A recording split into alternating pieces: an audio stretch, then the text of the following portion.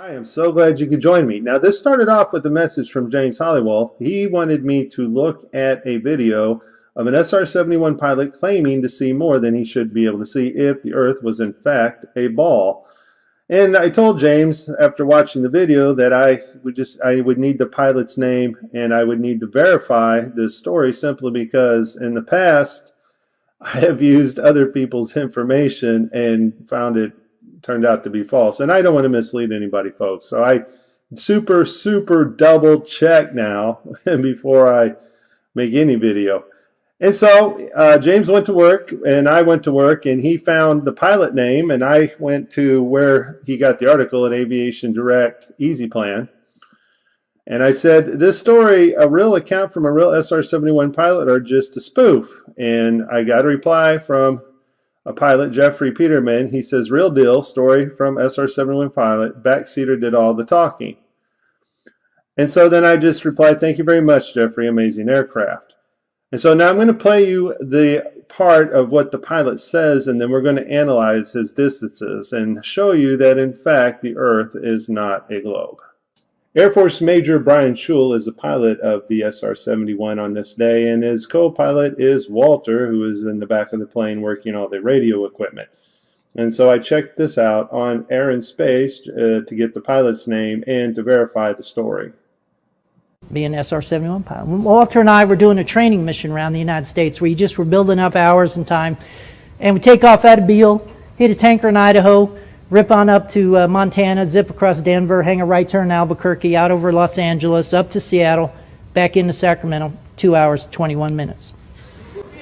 And you just do that then you do it backwards, and you hit a tanker. It was just to gain crew coordination, build your hours. We're on our last training mission. We're over Tucson. I can see downtown LA from Tucson. We're at 89,000 feet. I can see the whole western United States bathed in a warm October fall glow. SR-71 Air Force pilot Brian Schul states that he was flying above Tucson, Arizona at 89,000 feet, and he was able to see Los Angeles and the whole western seaboard.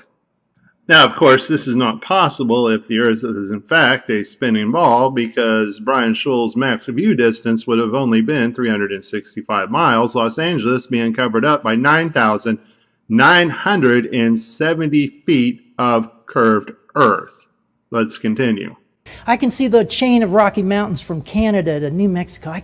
Oh, what was that, Brian? Did you just say you could see all the Rocky Mountains from New Mexico to Canada? I can see the chain of Rocky Mountains from Canada to New Mexico. I guess Brian did say that. So, from the tip of New Mexico to the very edge of Canada is 1,150 miles.